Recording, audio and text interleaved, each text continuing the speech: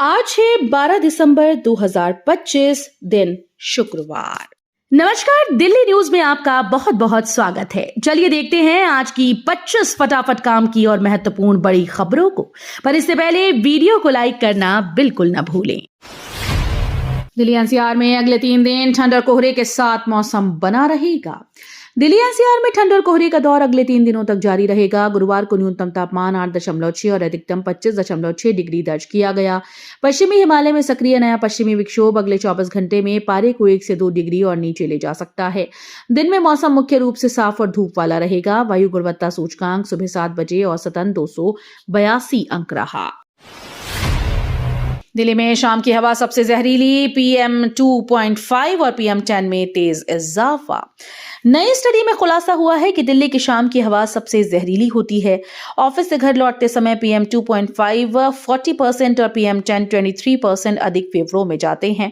Industrial और व्यस्त इलाकों में सबसे ज्यादा प्रदूषण पाया गया। विशेषज्ञों का कहना है कि एयर प्यूरिफायर, N95 मास्क और शाम के समय बाहर निकलने से बचना चाहिए। कोविड-19 लॉकडाउन के दौरान साफ हवा का अनुभव ये दिखाता है कि ट्रैफिक और इंडस्ट्री पर नियंत्रण से प्रदूषण कम किया जा सकता है। यमुना की सफाई पर फोकस। दिल्ली में यमुना को साफ करने के लिए अब नालों के गंदे पानी की वैज्ञानिक टेस्टिंग शुरू की जा रही है। इसके लिए 75 पॉइंट्स चिन्हित किए गए, जिनमें दिल्ली के साथ हरियाणा और यूपी से आने वाले नाले भी शामिल हैं। अभी यमुना में रोजाना 1051 MGD गंदा पानी जा रहा है, जिसमें नजफगढ़ ड्रेन का डिस्चार्ज सबसे ज्यादा है। जल बोर्ड के अधिकारियों के अनुसार यदि नालों के पानी को BOD और COD मानकों के अनुसार ट्रीट किया जाए तो यमुना का पानी काफी हद तक साफ हो सकता है। फ्लाईओवर सुधार से ऊर्जा हब तक दिल्ली विकास के लिए 5 मुद्दों पर बनी सहमति।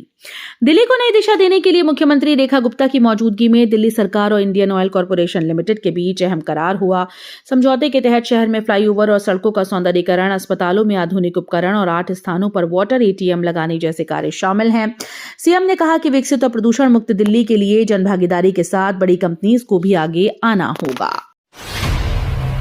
दिल्ली की नई EV पॉलिसी 2.0 तैयार, रूपांतरण पर 50% सब्सिडी का प्रस्ताव। दिल्ली सरकार ने इलेक्ट्रिक मोबिलिटी को तेज बढ़ावा देने के लिए EV पॉलिसी 2.0 का मसौदा तैयार कर लिया।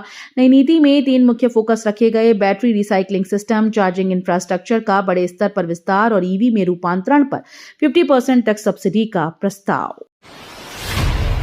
दिल्ली में रोड किनारे आग जलाने व निर्माण सामग्री रखने पर सख्त कार्रवाई। राजधानी में प्रदूषण रोकने के लिए अब सख्ती बढ़ने वाली है। पर्यावरण विभाग और DPCC ने आदेश जारी करते हुए कहा है कि सड़कों और फुटपाथों पर खुले में निर्माण सामग्री रखने वाले अवैध वेंडर को तुरंत हटाया जाए। वहीं कूड़ा पत्ते या प्लास्टिक जलाकर प्रदूषण फैलाने वालों पर मौके पर ही 5,000 रुपए का जुर्माना लगाया जाएगा। अधिकारियों को सुप्रीम कोर्ट और NGT के निर्देशों का कड़ाई से पालन करने को कहा गया। घी दवाइयों से लेकर किताबों तक नकली बाजार का खुलासा। दिल्ली पुलिस ने हाल की छापेमारियों में नकली सामान के एक तेजी से फैलते नेटवर्क का भांडाफोड़ किया। ये जाल सिर्फ महंगे उत्पादों तक नहीं बल्कि रोजमर्रा की जरूरतों, देसी घी, एंटासिड, टूथपेस्ट, शैम्पू और कपड़ों तक फैला हुआ था। पुलिस ने हजारों किलो मिलावटी घी, लाखों नकली दवाइयां और बड़ी मात्रा में फर्जी ब्रांडेड सामान जब्त किया। कई अवैध इकाइयों और गोदामों को बंद कर दिया गया। अधिकारियों के अनुसार ये नेटवर्क सार्वजनिक स्वास्थ्य और उपभोक्ता सुरक्षा के लिए बड़ा खतरा बन चुका है। नजफगढ़ नाले पर 57 किलोमीटर का नया मोबिलिटी कॉरिडोर मंजूर। लगभग 10 साल बाद दिल्ली में सिंचाई और बाढ़ नियंत्रण बोर्ड की बैठक हुई, जिसमें नजफगढ़ नाले पर 57 किलोमीटर लंबे नए मोबिलिटी कॉरिडोर को मंजूरी मिली। नाले के दोनों ओर 2 लेन सर्विस रोड बनेंगे, जिसमें पश्चिमी और दक्षिण पश्चिम दिल्ली के यात्रियों को बड़ा लाभ मिलेगा। जटीकरा से बसई दारापुर तक सड़कों के निर्माण पर 453 करोड़ खर्च होंगे।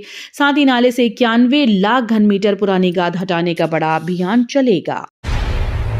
बिना अनुमति छुट्टी पर नहीं जा सकेंगे सरकारी स्कूल के प्रिंसिपल, शिक्षा निदेशालय का सख्त आदेश। दिल्ली के सरकारी स्कूल में प्रधानाचार्य बिना अनुमति छुट्टी नहीं ले पाएंगे। शिक्षा निदेशालय ने उत्तर पूर्वी जिले के स्कूल के लिए सख्त निर्देश जारी करते हुए कहा कि कई प्रिंसिपल बिना अनुमति छुट्टी पर चले जाते हैं, जिससे अब अस्वीकार्य माना जाएगा। सभी छुट्टियां अब MIS पोर्टल के जरिए आवेदन कर ही मिलेंगी और स्वीकृति की पुष्टि करना प्रधानाचार्य की जिम्मेदारी होगी। सरकारी मुआवजे का इंतजार, पीड़ित परिवारों में नाराजगी।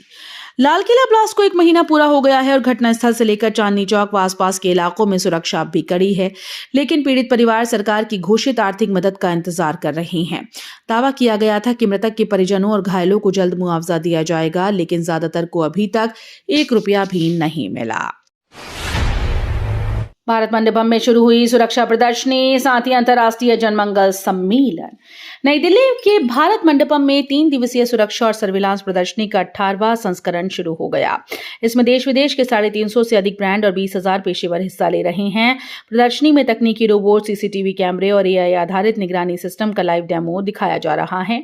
इसी स्थान पर 12 और 13 दिसंबर को 2 दिवसीय इंटरनेशनल जनमंगल कन्वेंशन आयोजित होगा, जिसमें योग, उपवास और मानव कल्याण को बढ़ावा दिया जाएगा। दिल्ली सीएम का करीबी बताकर रामपुर में करोड़ों की ठगी, पुलिस जांच में। रामपुर में एक गिरोह ने दिल्ली मुख्यमंत्री और भाजपा नेताओं का करीबी बताकर लोगों को करोड़ों रुपए की ठगी का शिकार बनाया। गिरोह के सदस्य शाहनवाज, शान आलम, फैजान और मोनिस ने नौकरी और जमीन बेचने का झांसा देकर पीड़ितों से लाखों रुपए हड़प लिए। आरोप है कि फर्जी कागजात दिखाकर रकम ली गई और पैसे वापस मांगने पर धमकियां दी गई। आप विधायक संजीव झा के आरोप, सीएम रेखा गुप्ता मेरे खिलाफ अफवाह फैलवा रही हैं। दिल्ली में राजनीति फिर से गर्मा गई है। आप विधायक संजीव झा ने मुख्यमंत्री रेखा गुप्ता पर गंभीर आरोप लगाते हुए कहा कि भाजपा नेता उनके खिलाफ अफवाहें फैलाने और उन्हें डराने की कोशिशें कर रही हैं। झा का दावा है कि उनके मकान मालिक तक को धमकाया जा रहा है। उन्होंने साफ कहा कि हम डरने वाले नहीं हैं, लड़ने वाले लोग हैं। संसद में खुलासा, विमानों के जीपीएस स्पूफिंग के 1951 मामले दर्ज। लोकसभा में नागरिक उड्डयन राज्य मंत्री मुरलीधर मोहोल ने बताया कि नवंबर 2023 से अब तक विमानों की जीपीएस प्रणाली में हस्तक्षेप से जुड़ी 1951 घटनाएं दर्ज की गईं। इसमें दिल्ली, मुंबई, कोलकाता, अमृतसर, हैदराबाद, बेंगलुरु और चेन्नई हवाई अड्डों पर मामले सामने आए। जीपीएस स्पूफिंग में विमान को नकली लोकेशन दिखाकर उसके रास्ते से भटकाया या गुमराह किया जाता है। मंत्री ने कहा कि इस तरह की घटनाओं से हवाई यात्रा की सुरक्षा पर सीधा असर पड़ सकता है। 14 दिसंबर की महारैली से पहले रामलीला मैदान का निरीक्षण। दिल्ली प्रदेश कांग्रेस अध्यक्ष देवेंद्र यादव ने दिल्ली प्रभारी काजी निजामुद्दीन के साथ रामलीला मैदान का दौरा किया और 14 दिसंबर की महारैली की तैयारियों की समीक्षा की।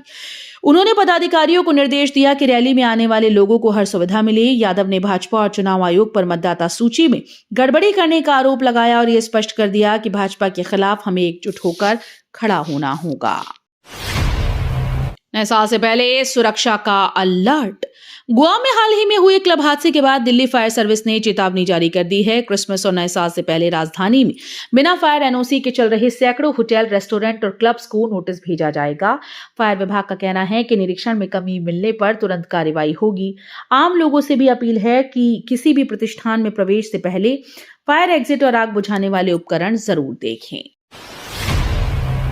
प्रयागराज नई दिल्ली के बीच चलेगी विशेष ट्रेन, यात्रियों को मिलेगी राहत।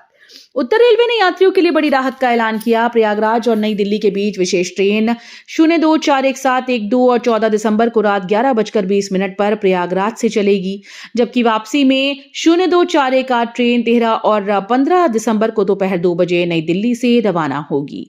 इन ट्रेन में एसी स्लीपर जनरल कोच उपलब्ध होंगे। रात में चलने वाली ये ट्रेन यात्रियों को सुरक्षित, आरामदायक और सुविधाजनक सफर का विकल्प देंगी।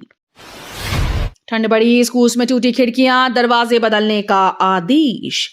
बढ़ती ठंड को देखते हुए शिक्षा निदेशालय ने स्कूल्स को खास निर्देश जारी कर दिए हैं। सभी सरकारी सहायता प्राप्त और निजी स्कूल में टूटी खिड़कियों और दरवाजों की तुरंत मरम्मत या बदलने का आदेश दिया गया। अत्यधिक ठंड वाले दिनों में प्रार्थना सभा खुले में नहीं बल्कि कक्षाओं में करवाई जाएगी। छात्रों के गर्म कपड़े पहनने की भी जांच होगी। सुरक्षा कर्मियों को हीटर उपलब्ध करवाने और बच्चों को सर्दी जुकाम से बचाव के बारे में जागरूक करने के निर्देश दिए गए। नई दिल्ली में बढ़ेंगे जिले, 11 की जगह अब 13। कैबिनेट ने प्रस्ताव पास किया। दिल्ली कैबिनेट ने 11 जिले बढ़ाकर 13 जिलों में बदलने का प्रस्ताव पास किया। इसे लागू करने के लिए लेफ्टिनेंट गवर्नर को भेजा जाएगा। नए जिले एमसीडी के 12 जोन एनडीएमसी और कैंटोनमेंट बोर्ड के साथ पूरी तरह से मेल खाएंगे। इससे एसडीएम कार्यालयों की संख्या 33 से बढ़कर 39 हो जाएगी और हर जिले में मिनी सेक्रेटरीट बनेगा। 69वें नेशनल स्कूल गेम्स। नई दिल्ली में 69वें नेशनल स्कूल गेम्स 2025-26 की तैयारी और डाइविंग प्रतियोगिताओं का आगाज हो गया। तालकटोरा स्टेडियम के doctor Shyama Prasad Mukherjee swimming pool complex में अंडर 14, 17 और 19 आयु वर्ग की 1000 से अधिक लड़कियां हिस्सा लेंगी। प्रतियोगिताएं सुबह 9 और शाम 4 बजे 2 सत्रों में आयोजित होंगी। प्रतिभागी 50 से लेकर 800 मीटर तक की रेस और 1 से 10 मीटर तक के स्प्रिंग बोर्ड और प्लेटफॉर्म डाइविंग इवेंट में अपनी क्षमता दिखाएंगी। वजीरपुर में छापा, 500,000 के बंद नोटों के बैग बरामद, 3.5 करोड़ की बरामदगी। दिल्ली के वजीरपुर इलाके में पुलिस ने बड़ी कार्रवाई करते हुए पुराने 500 और 1000 के नोटों से भरे कई बैग बरामद कर लिए। बरामद नकदी की कुल फेस वैल्यू 3.5 करोड़ रुपए आंकी गई। गुप्त सूचना पर की गई छापेमारी में 4 आरोपियों को गिरफ्तार किया गया, जिसमें 3 दिल्ली और 1 हिमाचल प्रदेश का निवासी है। आरोपियों ने कबूल किया कि वे लोगों को आरबीआई में नोट बदलने का झांसा देकर पुराने नोट बेहद कम कीमत पर खरीद रहे थे। दिल्ली में सड़क और जमीन धंसने के मामले, विधायक और निवासियों ने चिंता जताई। दिल्ली में ओखला फेज 1 की मां आनंदमयी मार्ग पर सड़क लगभग 10 फीट धंस गई। पिछले 15 दिनों से केवल मार्किंग की गई है, जबकि विधायक सहीराम पहलवान ने तुरंत मरम्मत के आदेश दिए हैं। वहीं द्वारका सेक्टर 16 की त्रिवेणी हाइट्स सोसाइटी में टावर बी के सामने फर्श में दरारें और जमीन धंसने से करीब 2000 निवासी खौफ में हैं। डीडी और आईआईटी दिल्ली की टीम ने निरीक्षण किया, लेकिन कोई खास समाधान नहीं निकला।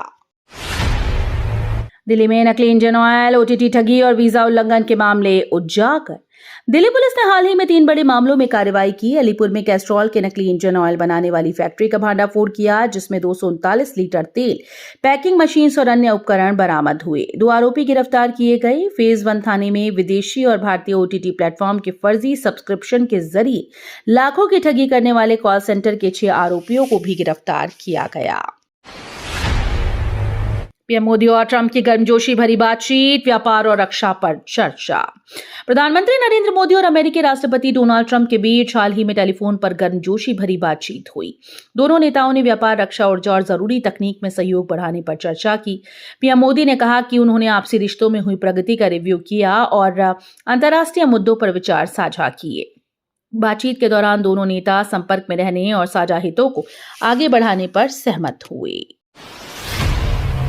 बॉलीवुड सितारों के बाद अब सलमान खान की पहचान सुरक्षित। बॉलीवुड के दबंग अभिनेता सलमान खान को दिल्ली हाई कोर्ट ने पर्सनालिटी राइट्स का संरक्षण दिया है। कोर्ट ने उनके नाम, फोटो और अन्य विशेषताओं का बिना अनुमति व्यावसायिक उपयोग रोकने का आदेश जारी किया। यह कदम सलमान की याचिका के बाद आया, जिसमें उन्होंने दावा किया कि ऑनलाइन प्लेटफॉर्म्स और एआई चैटबॉट्स पर उनके नाम और फोटो का अनाधिकृत मर्चेंडाइज के लिए इस्तेमाल हो रहा है। पर्सनालिटी राइट्स किसी व्यक्ति को उसकी पहचान और व्यक्तिगत विशेषताओं के व्यावसायिक उपयोग को नियंत्रित करने का कानूनी अधिकार देते हैं। भारत की शर्मनाक हार, 214 रन का पीछा करते हुए टीम सिर्फ 162 पर ढेर। दूसरे टी20 मुकाबले में टीम इंडिया को 51 रन से शर्मनाक हार झेलनी पड़ी। दक्षिण अफ्रीका ने पहले बल्लेबाजी करते हुए 214 रन का बड़ा स्कोर खड़ा किया, जिसके सामने भारतीय गेंदबाज बेअसर नजर आए। लक्ष्य का पीछा करते हुए भारत की शुरुआत खराब रही और टीम नियमित अंतराल पर विकेट गंवाती रही। अंत में पूरी टीम 162 रन ही बना सकी। इस हार के साथ 5 मैचेस की टी20 सीरीज 1-1 की बराबरी पर आ गई है। तो ये थी आज की बड़ी खबरें। रोजाना ऐसे ही सबसे पहले अपडेट पाने के लिए चैनल को सब्सक्राइब करना बिल्कुल न भूलें। धन्यवाद।